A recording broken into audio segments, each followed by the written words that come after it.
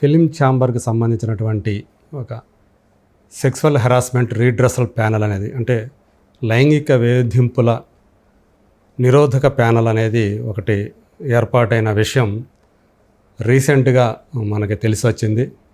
ఎందుకంటే ప్రముఖ కొరియోగ్రాఫర్ ఈ మధ్య ఒక నెల రోజుల క్రితమే ఉత్తమ కొరియోగ్రాఫర్గా నేషనల్ ఫిల్మ్ అవార్డ్స్లో అవార్డు పొందినటువంటి వ్యక్తి తన అసిస్టెంట్ కొరియోగ్రాఫర్ మీద లైంగిక వేధింపులకు పాల్పడ్డాడనే ఒక కేసు ఏదైతే బయటకు వచ్చి సంచలనం సృష్టించిందో, అంటే ఇండస్ట్రీలో కూడా ఒక ప్రకంపనలు సృష్టించిందని చెప్పాలి. సో దీనికి సంబంధించి ఈ ప్యానల్ని ఆమె ఆశ్రయించారు. సో తద్వారా ఆమెకి వీళ్ళు మేమున్నామని ఒక అభయ హస్తం ఇచ్చినందువల్లే ఆమె పోలీసుల దాకా వెళ్ళి తనకు జరిగినటువంటి అన్యాయాన్ని ఫిర్యాదు రూపంలో ఇచ్చారని చెప్పేసి వార్తలు రావటం మనం చూసాము. అలాగే అందులో ఆ కేసు ఫలితంగా ప్రస్తుతం ఆ ప్రముఖ కొరియోగ్రాఫరు ప్రస్తుతం రిమాండ్లో ఉన్నారు. సో ఈ అంశానికి సంబంధించి, అలాగే ఇలాంటి ప్రస్తుతం ఏదైతే ఇటీవల మలయాళ చిత్రసీమలో ఒక సంచలనం సృష్టించిందో జస్టిస్ హేమ కమిటీ రిపోర్టు ధర్మిలా వచ్చినటువంటి ఆరోపణలు, తద్వారా మలయాళ ఏదైతే ఉందో association of Malayalam movie artists, దానికి సంబంధించినటువంటి మొత్తం ఆఫీస్ బేర్లంతా 17 మంది అధ్యక్షుడు మోహన్ లాల్తో సహా రాజీనామాలు చేయటం, ఇవన్నీ మనం చూస్తూ ఉన్నాం.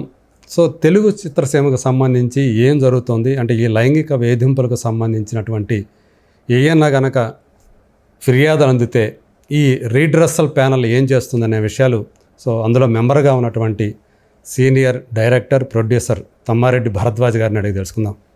అన్నయ్య నమస్కారం. సో ఇది అంటే మొన్న మీరు ఏదైతే ప్రెస్ కాన్ఫరెన్స్ పెట్టి ఈ విషయాలన్నీ కూడా మీరు బయటికి వెల్లడించారో, ఆ అమ్మాయికి ఎవరైతే ఇక్కడ బాధితురాలుగా చెప్పబడుతున్న అమ్మాయి ఎవరైతే ఉన్నారో ఆ అమ్మాయికి సంబంధించి, అంటే మామూలుగా అయితే చిత్రసీమకి ఏదైనా సరే ఇప్పుడు దాకా అనేక కేసులు మీ దగ్గరికి వస్తూ ఉంటాయి, అనేక ఫిర్యాదులు అందుతూ ఉంటాయి. ఏది కూడా పోలీస్ కేసు దాకా వెళ్లకుండా సాధారణంగా అక్కడికక్కడ మీరు పరిష్కారం చేసే దిశగా చేస్తూ ఉంటారు కదా. ఇది ఎందుకు పోలీసు కేసు దాకా వెళ్ళింది? మీ దృష్టికి వచ్చిన అంశాలు ఏంటన్నయ్య? ఏం లేదు, మన దానికి దీనికి 2 తేడాలు ఉన్నాయి. ఒకటేంటంటే రిడ్రెసల్ ప్యానల్ మీరు కొత్తగా ఇప్పుడు వచ్చిందన్నారు. ఇప్పుడు వచ్చింది కదా, 18లో వచ్చింది. అప్పుడు ప్రెస్ మీట్ పెట్టాం, చెప్పాం కూడా ప్యానల్ ఉందని చెప్పి. కాకపోతే మధ్యలో యాక్టివిటీస్ ఏమి మనకు తెలియలేదు. అంటే ఇది గుప్తంగా ఉంచాలి. ప్రెస్ మీట్ మేము బయటికి రావాల్సిన అవసరం లేదు, రాకూడదు కూడా. ఈ మధ్య అంటే సమంత గారు దాని గురించి ప్రస్తావించారు కదా, దాని అవి ఏం చేసింది దీనికి సంబంధించిన ప్యానల్? ఆ ప్యానల్కి దానికి ఆవిడ అడిగిన దానికి సంబంధం లేదు. అది మళ్ళీ వేరే కేసు. అది ఆవిడ అడిగింది ఏంటంటే రిపోర్ట్, అది ఒక వేరే కమిటీ. ఓకే, గవర్నమెంట్ వేసిన కమిటీ, అది వేరు. ఓకే, ఇది రిడ్రెసల్ ప్యానల్ వేరు. ఇది కూడా అదే టైంలో వేసిందే కదా? ఆ టైంలోనే సేమ్ 18లో వేసింది. సో రిడ్రెసల్ ప్యానల్లో 25 మంది మెంబర్స్ ఉంటారు. కేసుకి వేరు వాళ్ళు ఉంటారు.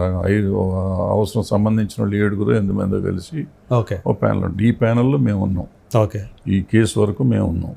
మిగతా కేసుల్లో వేరే వాళ్ళు ఉంటారు.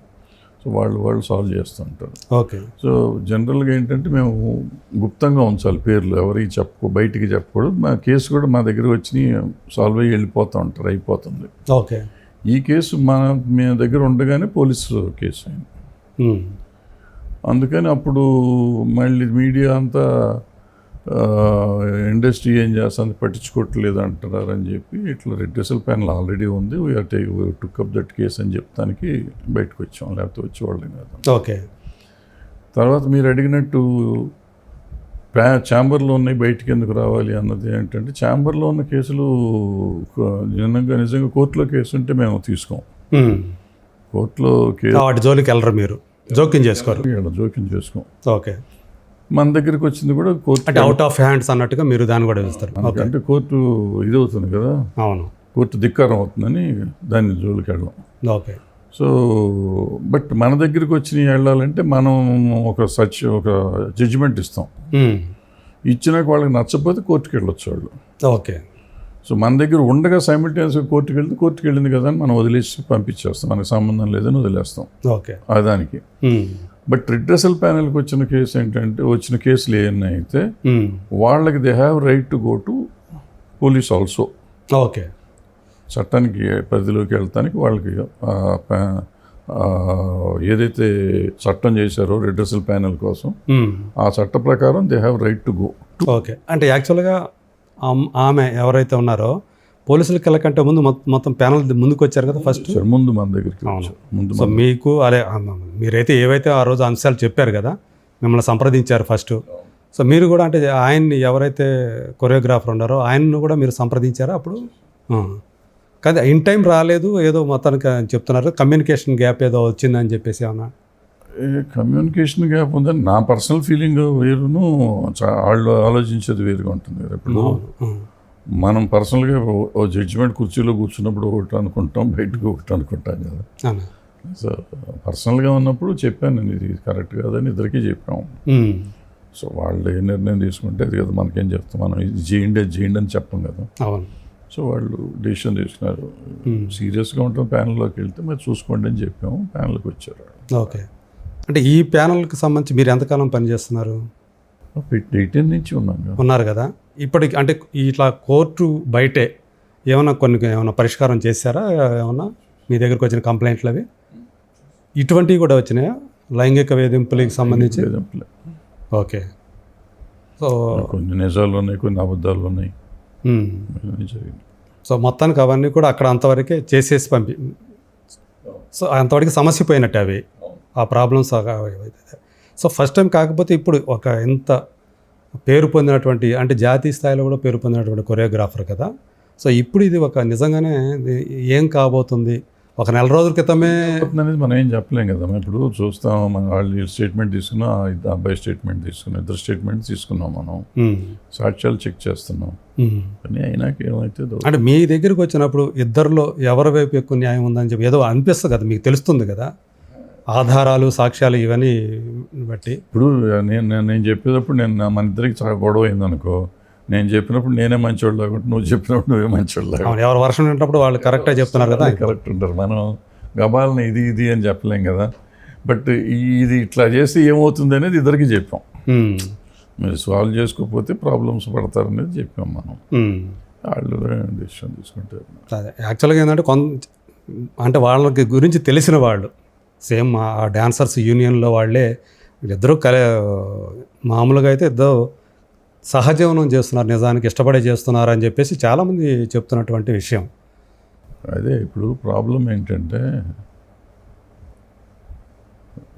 ఇది ఫస్ట్ మేము ఆ రోజు ప్రెస్ మీట్ పెట్టి చెప్పిందే ఇది, ఈ కేసుగా మేము తీసుకోవట్లేదు, కేస్ స్టడీగా తీసుకుంటున్నాం అని చెప్పాం.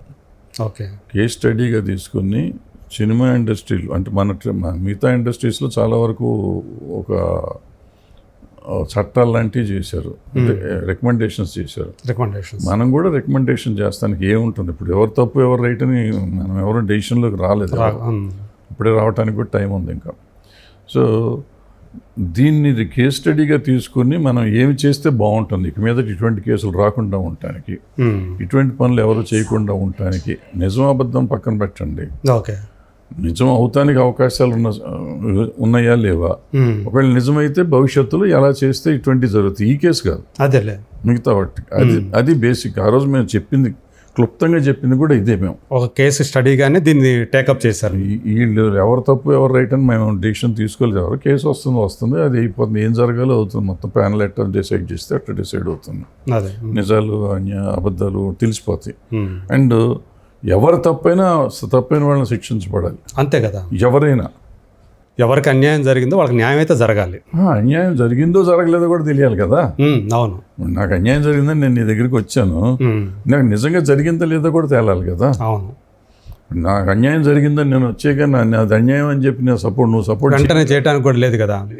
అందులో కొన్ని ఫేక్ కూడా ఉండొచ్చు. అవును, కానీ సాధారణంగా చిత్రసీమకు సంబంధించి ఏదొచ్చినా కానీ వాళ్ళు ఉన్నారంటే వాళ్ళు వాళ్ళ యూనియన్కి వెళ్తారు, ఒకళ్ళు అక్కడ కూడా పరిష్కారం కాకపోతే ఫెడరేషన్కి వెళ్తారు. సో అక్కడ కూడా కాకపోతే అప్పుడు తీసుకుంటారు. కానీ ఇక్కడ అంటే అట్లా ఏం లేదు. వెళ్ళే పోలీస్ స్టేషన్కి వెళ్తే మన దగ్గరికి వస్తే అవుట్ ఆఫ్ ది కోర్టు ఉన్న సినిమా పెద్దలు అనుకునే కొంతమంది దగ్గరికి వెళ్ళి వాళ్ళ దగ్గర పంచాయతీ సెటిల్ అయినవి కూడా చాలా ఉన్నాయి. ఓకే, రకరకాలుగా అవుతూ ఉంటాయి. మీరు చెప్పినట్టు యూనియన్కి వెళ్ళే వాళ్ళు కూడా అవుతూ ఉంటాయి. ఓకే, సో బట్ ఏంటంటే ఇప్పుడు 18లో వచ్చిన చట్ట ప్రకారం 13లో వచ్చిన చట్ట ప్రకారం రిడ్రెసల్ ప్యానెల్ కంపల్సరీగా ప్రతి యూనియన్లోనూ ఉండాలి. ఓకే. ప్రతి వర్క్ ప్లేస్లో ఏమేమి చేస్తా అంటే వర్క్ ప్లేస్లో జరిగే వాటికే మనకు సంబంధం ఈ రిడ్రెసల్ ప్యానెల్కి. వర్క్ ప్లేస్లో జరగని వాటికి మనకు సంబంధం లేదు. మనం మాట్లాడటానికి మనకేం పరిధి లేదు. సో అది అన్ని చోట్ల బెటర్. వర్క్ ప్లేస్ అన్ని చోట్ల, మన దగ్గరే కాదు, సినిమా ఇండస్ట్రీ కాదు, ప్రతి ఇండస్ట్రీలోనూ ప్రతి వ్యవస్థలోనూ ఇది పెట్టి తీరాలి కంపల్సరీ. అంటే దీని మీద మామూలుగా ఇట్లాంటి విషయాల మీద ఆమె సింగర్ చిన్మయ్య గారు స్పందిస్తుంటారు. ఆమె ఇప్పుడు లేటెస్ట్గా మళ్ళీ స్పందించారు. అంటే కోలీవుడ్ కంటే టాలీవుడ్ చాలా బెటరు, ఈ కేసుని వచ్చినప్పుడు దీన్ని అడ్రస్ చేస్తున్నారు, కోలీవుడ్లో నేను ఎప్పటి నుంచో పోరాటం చేస్తున్నా కానీ నన్ను ఎవరు పట్టించుకున్న పాప అనుకోలేదని ఆమె ఎప్పటి నుంచో చేస్తున్నారు. మనకు తెలుసు ఆమె ఎవరి మీద పోరాటం చేస్తున్నారు. ఒక ప్రఖ్యాత లిరిసిస్ట్ ఆయన, గేయ రచయిత. సో ఆయన మీద ఆమె పోరాటం చేస్తూ వస్తున్నారు కానీ ఎవరు దాన్ని ఇంతవరకు సీరియస్గా తీసుకున్న పాపాన పోలేదు. సో ఇప్పుడు తీసుకోవడం బ్యాన్ చేశారు. అవును, ఇక్కడ ఎవరైతే బాధితురాలు ఉన్నారో ఆమెను బ్యాన్ చేయడం అనేది మన దగ్గర మెంబరే, మన దగ్గర నుంచి చేసుకుంటాను. ఇప్పుడు మన మెంబర్గా నడుస్తుంది, హైదరాబాద్లో మెంబర్గా. కానీ ఆమె తరపున కూడా ఎవరు కూడా నిలబడినట్లుగా కూడా అక్కడ ఎవరు కూడా కనిపించలేదు. అదే, సో ఆమె సింగిల్గానే ఆమె ఇప్పటికీ ఫైట్ చేస్తూనే ఉన్నారు అనుకుంటా. ఇప్పుడు మన దగ్గర శోభ చేయట్లేదు అనుకుంటే, మేకప్ ఉమెన్ శోభ మొదటి కార్డు ఇవ్వట్లేదని అప్పటి నుంచి చేస్తానుంది. వైసీపీ రిటైర్మెంట్ ఏజ్ కూడా వచ్చింది, 30-40 కార్డు ఇవ్వట్లేదనా? ఇక్కడ కార్డు 40 ఏళ్ళ నుంచి లేడీస్కి చేయకూడదు అని చెప్పి. ఓకే. నేను అప్పుడు సెక్రటరీగా ఉన్నప్పుడు ఫెడరేషన్కి, అప్పుడు మనం ఫెడరేషన్ నుంచి ఇచ్చాం కార్డు, అయినా కూడా పని చేయనవలేదు. తర్వాత చేసింది నరేష్ గారికి పర్మనెంట్గా ఉండేది. అవును, మేకప్ అవును కదా నరేష్కి, పర్సనల్ మేకప్ చాలా కాలం అక్కడ ఆయన చేసింది. టీవీ సీరియల్లో ఏ చేసుకుంటూ ఉంటాం, సినిమాలు అప్పుడప్పుడు చేస్తాం. సో అది మొదటి నుంచి ఉమెన్ అంటే కొంచెం ఇది ఉంటుంది. సో దానికి దీనికి సంబంధం లేదనుకోండి, ఇది ఒక రకమైన కేసు, దానికి కేసుకి దీనికి సంబంధం లేదు. ఇప్పుడు ఒకటి ఏంటంటే, ఇందాక మధ్యలో డైవర్ట్ అయిపోయాం మనం. ఇద్దరు కలిసి ఉంటారు, కలిసి ఉండటానికి అవసరానికి కలవటం వేరు, అవసరానికంటే ఫోర్స్ చేసి కలవటం వేరు. రేప్ అంటే అది ప్రాక్టికల్గా రేప్ అని కాదు. నాకు నువ్వేమిస్తావు అని అడిగితే కూడా రేపే. నేను నీకు పనిస్తాను, నాకు నువ్వేమిస్తావు అని అనుకో. ఆమె చెప్పారు కదా ఝాన్సీ, దానికి క్విట్ ప్రోకో పద్ధతిలో జరిగినా కూడా అది కూడా అవుతుంది, అది కూడా అవుతుంది. కానీ దాని అక్కడ మిస్యూజ్ అయ్యే అవకాశాలు ఎక్కువ ఉంటాయి కదా. అవుతుంది, చెప్తున్నాను, నన్ను కంప్లీట్ చేయనండి. అట్లాగే ఇప్పుడు చట్ట ప్రకారం భార్య కూడా ఇష్టం లేకపోతే భార్య దగ్గరికి వెళ్తే కూడా రేపే అంటున్నారు. ఇప్పుడు ఇష్టం లేనప్పుడు పింక్ సినిమా చూసాం కదా, నో మీన్స్ నో అని. అవును. సో ఏదైనా రేప్ కిందే వస్తుంది. రేప్ అనగానే ప్రాక్టికల్గా రేప్ చేసేసారా అంటే రేపు వాళ్ళు సహజీవనం చేయొచ్చు. చాలామంది సహజీవనాలు చేస్తున్నారు. ఇప్పుడు సహజీవనం చేసినాక విడిపోయిన తర్వాత నాకు ఇష్టం లేదు, నేను ఇంకోళ్ళతో కలిసి వెళ్తాను, ఈ పలానా అబ్బాయితోనో అమ్మాయితోనో విడిపోయి ఇంకొక అబ్బాయితోనో అమ్మాయితోనో ఉంటున్నాను. ఉంటే వీళ్ళు నేను వదిలిపెట్టలేకుండా నాకు వస్తావా సస్తావా అంటే కూడా రేపే. అది కూడా కేసే కదా. ఇప్పుడు మనకి ఇష్టం ఉన్న రోజులు కలిసి ఉన్నాం, ఇష్టం ఉన్న రోజులు కలిసి ఉన్నారు కదా, ఇప్పుడు ఎందుకు రారు అంటే దానికి ఏంటి అర్థం? నాకు ఇష్టం, ఒకవేళ ఇష్టం ఉన్నప్పుడు కలిసి ఉన్నారు ఓకే, విడిపోయిన తర్వాత నేను బలవంతంగా నన్ను అలా చేశారు అని ఎవరన్నా అందులో ఒకరు పెడితే అప్పుడేంటి పరిస్థితి? అట్లా కాదు, అది పెడితే తప్పు, అది పెడితే తప్పు. అలా కూడా జరుగుతున్నాయి. విడిపోయినాక అదే చెప్తున్నా, అవన్నీ తప్పు కింద తీసుకుంటారు, తప్పులు తప్పు కింద తీసుకుంటారు, ఒప్పు కింద తీసుకుంటారు. విడిపోయిన తర్వాత నువ్వు విడిపోవటానికి వీలు లేదు, నువ్వు నా దగ్గరికి వస్తావు సస్తావు అంటే కేసే కదా. మరి ఇక్కడ అలాగే జరిగిందని కదా, ఇక్కడ యాక్చువల్గా జరిగింది సహజీవనం యాక్చువల్గా అని కదా. మరి కాకపోతే ఇప్పుడు అంటే ఈయనకి సంబంధించినటువంటి ఏదైతే ఒక బలమైనటువంటి ఇష్యూ ఏదంటే అంటే ఈ మొదలైనప్పుడు ఆ అమ్మాయి మైనరు అనేది ఒక ప్రధానమైనటువంటి కీలకాంశంగా మారింది. సో అలాంటప్పుడు ఇతను బయటకు వచ్చే ఛాన్సెస్ కూడా తక్కువ ఉంటాయి కేసు నుంచి అనేది కూడా ఒకటి. అయ్యో రావచ్చు, రాకపోవచ్చు, రావాలి, అంటే పోక్సో కేసు ఏదైతే ఉందో అది ఉంటుంది, అంటే సీరియస్నెస్ ఉంటుంది. కానీ బట్ ఇన్ని రోజుల తర్వాత చెప్తే ఎంతవరకు అది ఉంటుంది, ఎంతవరకు ప్రూవ్ అవుతుంది చూడాలి కదా. అంత ఈజీగా అంటే మొత్తం మీరు ఒక అంటే రీడ్రెసల్ ప్యానల్లో ఉన్న పక్కన పెట్టినా కానీ మైనర్ కేసు మనకు సంబంధం లేదు. అదే నేను అంటుంది ఒకవేళ మైనర్ కేసు మనకు సంబంధం లేదు, రిడ్రెసల్ ప్యానల్కి సంబంధం లేదు. అది వాళ్ళు చూసుకునేది ఇక పోలీసులు కోర్టులు చూసుకోవాలి, చట్టాలు చూసుకోవాలి. అదే మీరు ఒక బీయింగ్ ఏ సినిమా పర్సన్ అంటే ఇక్కడికి వచ్చిన దగ్గర ఏంటంటే మనకు వచ్చిన కేసు కానీ మీరు మీడియాలో కూడా చూశారు, నన్ను పని చేసుకోనివ్వటం లేదు అనేది ఆమె కంటెన్షన్. నేను సంబంధం లేదు మా ఇద్దరికి, విడిపోయిన కాడి నుంచి మమ్మల్ని పని చేసుకునివ్వట్లేదు అనేది ఆమె కంటెన్షన్. దాని మీద తప్ప మిగిలినట్టు మీద మనకి ఇంకా దాంట్లో కూడా చేసింది, నన్ను పెళ్లి చేసుకోమని మతం మార్చుకోమని చెప్పి వేధించారు, కొట్టారని కూడా పెట్టారు కదా దాంట్లో. అవన్నీ అంతకుముందు జరిగినాయి, అయిపోయినాక విడిపోయాం కదా. విడిపోయి నా పని నేను చేసుకుంటాను, నన్ను చేసుకునేవట్లేదు అనేది ఆమె కంటే నిజం అబద్ధం అనేది తేలాలి కదా. ఇప్పుడు దీనికి సంబంధించి ఒక హీరో ఒక డైరెక్టర్ కూడా అమ్మాయికి అభయం ఇచ్చారు, మేము పక్కన ఉంటాం మీకు అని చెప్పేసి కూడా వస్తున్న దాన్ని ఎలా చూడాలి మనం? ఇచ్చారని ఎవరు చెప్పారు? ఊరికి అనుకుంటాం, మనం అనుకుంటాం కానీ బయట ఎందుకు ఝాన్సీ గారే చెప్పారు కదా. ఎవరో ఇప్పుడు ఎట్లా ఉంటుంది, ఎట్లా ఉంది, ఇప్పుడు నువ్వు ఉన్నావయ్యా, ఇప్పుడు ఏదో కంపెనీ ఏదో పని చేస్తున్నావు, పలానా కంపెనీలో పని చేస్తున్నావు, నిన్ను తీసేశారు, ఏదో పనిలో తీసేశారు. అక్కడి నుంచి తీసేస్తే నేనేం చెప్తాను, తమ్ముడు నీకేం లేదు, నీకేమన్నా ఉంటే నేను ఉన్నాను చూసుకుంటాను అని చెప్తాను. ఏది నాకు ఇంటర్నల్గా ఏం జరిగిందో నాకు తెలియదు కాబట్టి చెప్తే, ఇప్పుడు నేను ఆ కంపెనీకి అగెనిస్ట్గా నేను మాట్లాడినట్ట నీకు సపోర్టివ్గా మాట్లాడాను. నువ్వు తప్పు చేస్తుంటే డెఫినెట్గా నేను నీ జోలికి రానికి మళ్ళీ నువ్వు కనపడ్డ రోడ్లో కూడా నీకు కనపడలే కదా. ఇన్ని మాటలు చెప్పావు కదా, నేను నాకు చెయ్యవా, నువ్వు వచ్చావు అనుకో, నువ్వు తప్పు చేసావు కదా నేను రానంట కదా. సిమిలర్గా ఒక హీరో అని ఉంటే అని ఉండొచ్చు, అంటే ఫర్దర్గా నేను చేసే సినిమాలు కూడా అందుకని కాదు, ఈ విషయానికని కాదు, ఎవరమైనా కానీ ఒకళ్ళకి అన్యాయం జరుగుతుంది అనిపిస్తే, అన్యాయం జరిగితే మేము ఉంటామని చెప్తాం. మనం వాళ్ళు తప్పుడు వాళ్ళు అయితే డెఫినెట్గా వాళ్ళ తప్పుడు వాళ్ళకి మనం సపోర్ట్ చెయ్యం. ఎవరైనా ఆ హీరో అయినా నువ్వైనా నేనైనా ఎవరైనా చెయ్యం. బట్ ఇన్ జనరల్ ఏంటంటే మనం మానవత ధోరణిలో ఎవరికైనా అన్యాయం జరుగుతుందంటే మీరు భయపడొద్దు, అందులో పర్టికులర్ లేడీస్కి మీరు భయపడొద్దు, మేము ఉంటామని చెప్తాం, భరోసా ఇస్తాం. ఆ భరోసా ఇప్పుడు అవతల అమ్మాయి అబ్బాయి తప్పుడు వాళ్ళు అయితే వాళ్ళకి ఎందుకు ఆ భరోసా నిలబడదు కదా. అవును, రేపు ఒకవేళ నిజం తెలిసిందనుకోండి, నిజం తెలిసి తప్పు నిజంగా ఆమె తప్పు అని తెలిసిందనుకో, అప్పుడు భరోసా ఇచ్చిన వాళ్ళు ఎందుకుంటారు, తప్పు చేసే వాళ్ళని సపోర్ట్ చేసుకుంటూ తిరుగుతారా ఏంటి. ఇప్పుడు ఫర్దర్గా ఈ కేసు ఏదైతే మీరు అంటే మీ దృష్టికి వచ్చింది కాబట్టి దీనికి సంబంధించి మీ పాత్ర ఎంతవరకు ఉంటుంది, మీ ఈ ప్యానల్ పాత్ర ఎంతవరకు ఉంటుంది?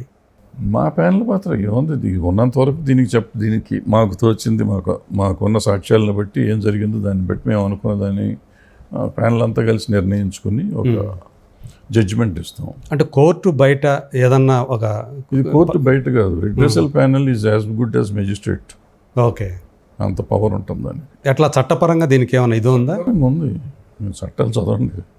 ప్యానల్ మీ ప్యానల్కి ఏ ప్యానల్కైనా ఉంటుంది.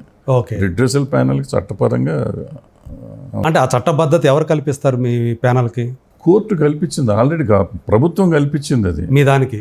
మా దానికి కాదు, నేననేది మీ దానికి అంటున్నా, రిడ్రెసల్ ప్యానల్కి. మీరు అదే ప్యానల్ పెట్టడం అనేది చట్టపరం, కంపల్సరీగా పెట్టి తీరాలి. ఓకే, మనం పెట్టాం, ఎప్పుడు పెట్టాం, ఛాంబర్ 2018లో పెట్టాం. వాళ్ళ అబ్జెక్షన్ ఉంటుంటే ఆ రోజు చేసి ఉండాలి, ఇవాళ కాదు కదా. ఓకే, అది అప్పుడు స్టేట్ గవర్నమెంట్ ఎక్కడ పెట్టినా కానీ ఎక్కడైనా పెట్టి తీరాలి. పెట్టిన దానికి నీవు చట్టబద్ధత వచ్చేస్తుంది, ఆటోమేటిక్గా వచ్చేస్తుంది. దానికి నీకు ఎక్కడ పవర్ అంటే నేననేది మీరు కేవలం రికమెండేషన్స్ చేసేంత వరకే పవర్ ఉంటుందా, మీకు ఎంతవరకు పవర్ ఉంటుంది? రికమెండేషన్ కాదు, సెట్ చేస్తానికి కూడా పవర్ ఉంటుంది. అంటే సెక్షన్ జైలు శిక్షలు కాదు, మన వరకు, మన పరిధి వరకు. ఓకే, అంటే సస్పెండ్ చేయటం కానివ్వండి, ఇవన్నీ ఏదైనా మనం ఇచ్చింది, మనం ఈ రిడ్రెసల్ ప్యానల్ ఎక్కడున్నా కానీ, ఏ వ్యవస్థలో ఉన్నా కానీ రిడ్రెసల్ ప్యానల్ ఇచ్చిన ఆర్డర్ని వాళ్ళు ఒబే చేయాలి. ఎవరైతే ఎవరి మీద ఎంప్లాయర్ కానీ లేకపోతే వాళ్ళు ఎవరి మీద మనం తీసుకుంటాం వాళ్ళు, ఎవరైతే బాధితులు ఉన్నారో, ఎవరైతే కల్ప్రిట్ అని అక్కడ తేలుతుందో, దోషిగా అయిపోయే శిక్ష వాళ్ళు ఒబే చేయాలి అవతల. ఒకవేళ వాళ్ళు చేయలేదనుకోండి, మీరు చెప్పిన దానికి మీరేం చేస్తారు? అప్పుడు ఏం చేయాలో చేస్తారు, ఏముంటుంది దానికి. అంటే మళ్ళీ దానికి కేసు ఏమైనా ఫర్దర్గా చట్టపరంగా ఆ రికమెండేషన్స్ ఏమైనా ఉంటాయా అని? రూ అనేది ఉండదు, దానికి ఉండకూడదు అని అంతకు ముందు కూడా మనం చూసాం కదా. మనం ఇప్పుడు దీనికి చట్టబద్ధత ఉంటేనే, చట్టబద్ధత లేనప్పుడు కూడా మనం కాదనుకున్నప్పుడు కాదు కానీ చేశాం కదా. అదే